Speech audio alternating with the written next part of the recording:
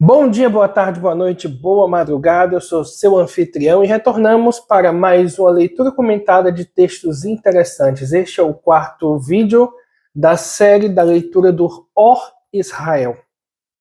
E agora vamos à introdução, escrita pelo Rabino Yitzhak Blazer. Curando nossas almas. No terceiro capítulo do livro Shemonah Perakim, a introdução do Rambam Maimônides ao livro Pirkei Avot, o Rambam, de abençoada memória, escreveu: os sábios de antigamente nos ensinaram que da mesma maneira que o corpo pode estar saudável ou doente, assim também a alma pode estar doente ou saudável. O sinal de uma alma saudável é quando a pessoa age virtuosamente, continuamente, praticando bons atos e atitudes amáveis. Ou seja, qual é o sinal de uma alma saudável? É quando a pessoa age virtuosamente, continuamente praticando bons atos e atitudes amáveis. A enfermidade da alma se manifesta quando a pessoa consistentemente age de um modo perverso e repulsivo. Quando alguém está fisicamente doente, ele consulta médicos que o informam que ações devem ser tomadas e o que deve parar de fazer. De forma similar, aqueles que estão sofrendo de um mal-estar espiritual devem consultar os sábios, que são os médicos da alma. Eles irão curá-los através de procedimentos que curam os atributos da alma. No segundo capítulo do seu livro Hilchot Deot, Rambam explica a semelhança entre as enfermidades físicas e espirituais. A mudança do bem-estar. Como é sabido, a paz e a harmonia do corpo proporcionam sua vitalidade, saúde e constituição. Como é sabido, a paz e a harmonia do corpo que proporcionam sua vitalidade, saúde e constituição têm diminuído com o passar das gerações. A força do ser humano tem diminuído constantemente. Em nossa geração, fim do século XIX, na época que o livro foi escrito, devido às nossas transgressões, nossa saúde tem se deteriorado e somos tomados por fraqueza e debilidade. A dor e doenças de todos os tipos afetam a maioria da população. Da mesma forma, a paz e a harmonia da alma, sua própria força vital, são virtualmente inexistentes. Cada geração que se sucede tem se tornado progressivamente empobrecida espiritualmente. A alma é afligida com doenças que se intensificam diariamente e sua saúde está constantemente diminuindo. A reverência aos céus tem caído a níveis muito baixos. Por essa razão, com o passar das gerações, de fato, no intervalo de apenas uma geração, houve uma notável redução na primazia da Torá e da reverência aos céus. Devido às nossas muitas transgressões, em nossa geração, no decurso de apenas alguns anos, um espírito impuro está tendo sucesso em alterar a realidade, trazendo numerosas inovações que são claramente precárias e uma gama de inovações inferiores do serviço do Criador. Em todas as áreas do culto a Deus, a fraqueza e a fadiga do espírito são claramente perceptíveis. O poder da alma tem continuamente diminuído, a tal ponto que nos encontramos no mais amoral dos tempos, em que as doenças da alma são uma realidade quase universal, que Deus tenha misericórdia. Um exame minucioso da situação geral da Torá e da reverência aos céus revela que a degradação espiritual da reverência aos céus está muito mais desenfreada e destrutiva do que a degradação do estudo da Torá. E as consequências desta falha são muito mais sérias. Apesar da fraqueza encontrada em nosso relacionamento com a Sagrada Torá, a desvalorização de seu valor e a desolação de seus portões temos uma promessa e garantia de Deus que a Torá sempre se perpetuará, como consta no versículo. Este cântico, a Torá, não será esquecido da boca da descendência da nação de Israel. Devarim 31, 21. É o livro de Deuteronômio 31, 21. Esta garantia se aplica mesmo em nossa geração. A voz de Jacó é ouvida nos Batei Midrashim, e os portões da Torá permanecem repletos de sábios que são proficientes na lei. De forma similar, ainda existem pessoas de coração puro que apoiam a Torá com perseverante devoção.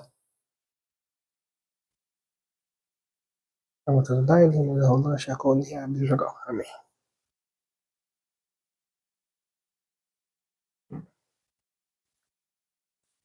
Infelizmente, entretanto, a reverência aos céus tem diminuído drasticamente, descendo das mais exaltadas altitudes para as profundezas mais humilhantes. Esta decadência acentuada é assustadora de se observar, com nada nem ninguém para impedir sua queda. Os caminhos da reverência aos céus estão de luto. Os portões do serviço divino estão desolados. E nós estamos nos afundando na transgressão. A imoralidade governa sobre nós com uma força e impunidade inexpugnáveis, corrompendo-nos e arruinando cada boa porção da herança divina. Os alicerces da reverência e culto aos céus estão engolfados em chamas. Os difamadores têm ganhado força, enquanto aqueles que reverenciam a palavra do Todo-Poderoso são ridicularizados e desprezados. A honestidade está corrompida e a falsidade se disfarça em trajes de retidão.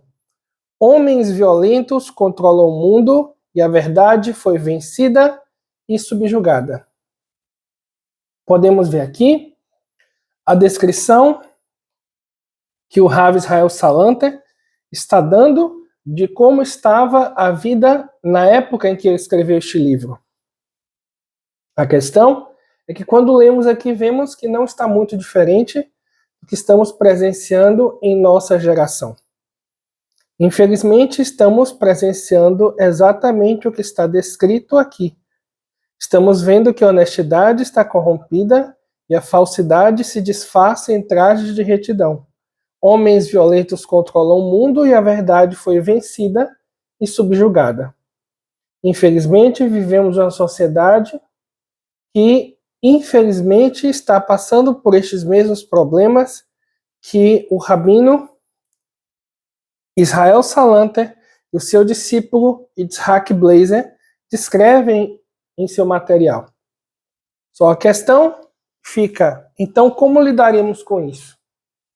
É possível que o rabino ofereça, então, no seu livro, uma forma de lidar com este problema. Por quê? Porque precisamos lidar com esta situação para que as nossas almas possam viver de forma melhor. Vivemos um período onde, infelizmente, as pessoas descrevem que vivemos com a sensação de estarmos vazios constantemente, de não termos esperança, de não termos uma sensação de um futuro melhor. E isso, segundo a descrição do nosso rabino Israel Salanter, é causado justamente porque estamos vivendo em uma sociedade onde não há mais uma primazia da Torá.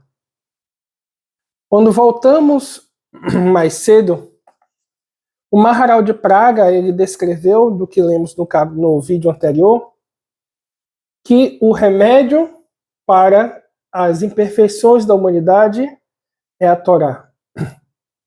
Portanto, se nós não estamos conhecendo a Torá, conhecendo a instrução de Deus, conhecendo a palavra de Deus, então não tem como nós fazermos uso do remédio para os problemas que estamos inseridos. Logo, os problemas que estamos inseridos, eles vão entrar em nós e vão trazer para dentro de nós, então, estes sentimentos inadequados que estão associados à existência deste estado de espírito. Então, pelo que está deixando claro até agora, o que lemos é que quando estamos com a nossa mente cheia da Torá, logo nós então conseguiremos lidar com estas situações que se apresentam. Isso me lembra muito o que nós encontramos no Salmo 1. Vou ler aqui o Salmo 1 para todos vocês.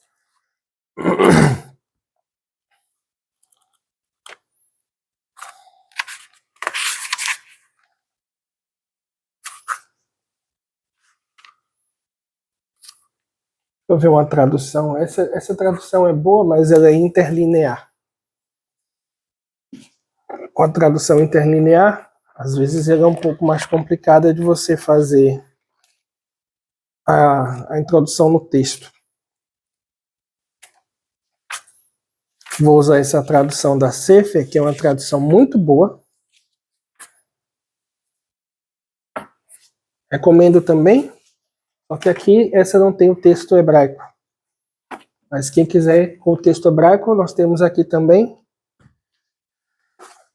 E diz: bem-aventurado o homem que não segue o conselho dos ímpios, não trilha o caminho dos pecadores, e nem participa da reunião dos insolentes.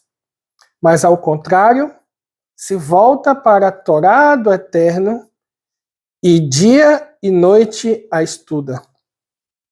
Ele será como a árvore plantada junto ao ribeiro, que produz seu fruto na estação apropriada e cujas folhagens nunca secam.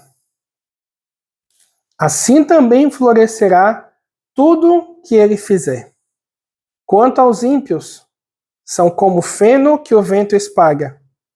Nem eles prevalecerão em julgamentos, nem os pecadores nas assembleias dos justos. Pois o Eterno favorece o caminho dos justos, enquanto dos ímpios os conduz à ruína. Ou seja, podemos ver então, pelo que está aqui no Salmo 1, que justamente o que é que o justo faz? O justo, ele passa o dia e a noite meditando, pensando, analisando a Torá. E essa é a nossa função, esse é o nosso papel, é passarmos o dia e a noite estudando, conhecendo e nos aprofundando justamente na palavra que Deus deixou para nós como a nossa instrução. Baruch atah Hashem noten haTorá. Bendito é o Senhor nosso Deus que nos deu a Torá. Porque então ele nos deu o remédio para lidar com estes problemas que vivem ao nosso redor. Vamos voltar então à leitura do texto que diz assim: nem sempre foi assim em Israel. Em tempos antigos, o conhecimento da Torá e a reverência aos céus se complementavam perfeitamente, como gêmeos inseparáveis. Grandes sábios eram adornados com as pérolas da reverência, e o valor de sua sabedoria era consistente com o valor de sua reverência. Entretanto, devido à grande quantidade de nossas transgressões, a tapeçaria previamente intacta ficou quase completamente esgarçada. Os laços estão partidos e os nós que os uniam foram despedaçados. Mas ainda, a Torá não é invulnerável, pois sem reverência aos céus, a vitalidade da Torá acabará se debilitando também. Que Deus tenha misericórdia. Ou seja, ele está descrevendo, o rabino Israel Salanta está dizendo para nós que no passado A gente tinha o conhecimento da Torá e a reverência aos céus, e eles justamente andavam inseparáveis. E o interessante é que ele justamente fala que o valor da sabedoria era consistente com o valor da reverência aos céus. E ele continua falando que, em relação às enfermidades físicas, a ciência médica obteve avanços maravilhosos que mantêm o passo com o aumento das enfermidades. Pesquisadores trabalham continuamente para expandir os horizontes do conhecimento médico, procurando entender a fundo as raízes das doenças, as capacidades profundas da sabedoria, análise e experimentação levaram ao descobrimento de curas e tratamentos que previamente eram inimagináveis. Proporcionalmente ao número de doenças que existem no mundo, existe um número similar de médicos e remédios. Entretanto, não é este o caso em relação à alma e suas aflições.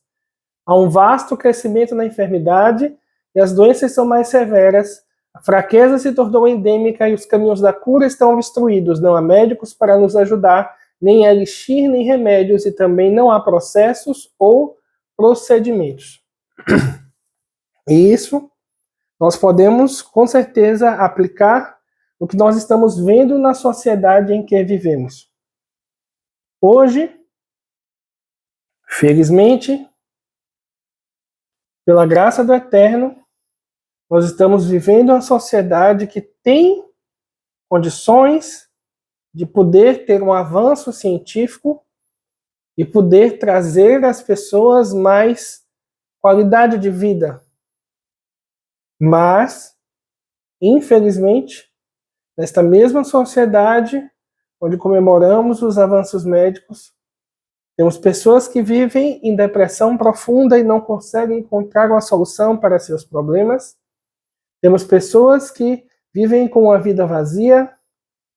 Vivemos em uma sociedade onde, infelizmente, o caos predomina e aqueles que buscam o nome de Deus muitas vezes são vilipendiados. Então, aqui este livro está propondo a existência de um problema, está mostrando que o problema existe. E aí ele traz uma possibilidade de solução abaixo. Ele diz, se não fosse pelo fato de que Deus está em nosso meio, todas as esperanças estariam perdidas. Permitamos que aqueles que veneram o Todo-Poderoso o louvem, porque ele demonstrou misericórdia com seu povo. Em sua grande compaixão, ele proveu a nossa geração empobrecida com um mestre de retidão, um pastor fiel e redentor para ressuscitar nossos espíritos cansados e nos injetar uma nova vida.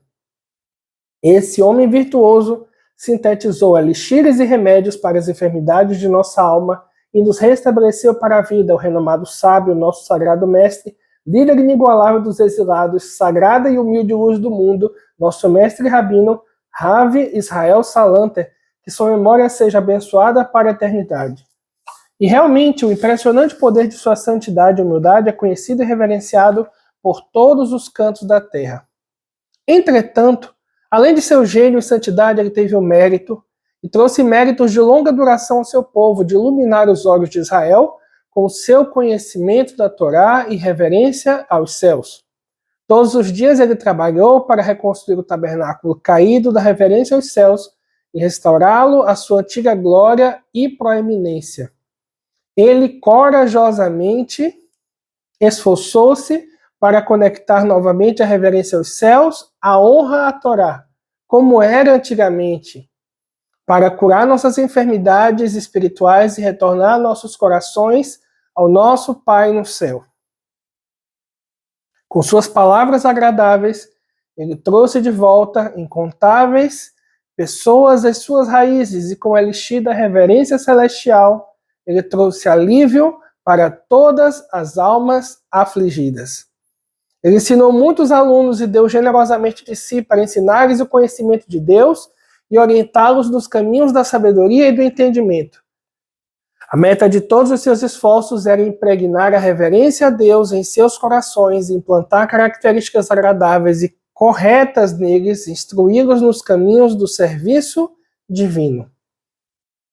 Ou seja, felizmente, temos aqui o trabalho do Rabino Israel Salanter, que escreveu sobre como nós podemos aliar o conhecimento de Torá e a reverência aos céus para conseguir trazer este remédio de volta à nossa alma. Acima de tudo, maior mesmo que sua impressionante energia e caráter exemplar, estava o seu aconselhamento, conselhos impressionantes que proporcionavam grandes salvações e que proveriam o povo de Israel como a fonte de méritos para gerações por vir. Ele deixou de herança um sublime procedimento de cura para tratar as almas enfermas de seu povo e restaurá-las à vida. Qual foi, então, esta miraculosa prescrição? Essa estratégia incrível e garantida para trazer alívio às almas? É a expressão verbal, minuciosa e fervorosa do Mussar, que provém do cerne da própria pessoa. Hitpailut, veja a segunda das 10 inovações de Rav Israel, no final da seção Os Portões da Luz. Para chegar ao seu diagnóstico, ele ouvia cuidadosamente, então ponderava e investigava a enfermidade. Seu curso de tratamento era ensinar às pessoas conhecimento, sabedoria e mussar, o remédio geral para os males da alma, que a resgatariam das maquinações astuciosas da má inclinação. Para este fim, ele aconselhava as pessoas a fixarem horários diários e organizados para estudarem trabalhos devotados ao mussar e à reverência aos céus. Mas ainda, ele frisava que este estudo não deveria ser feito de uma maneira superficial.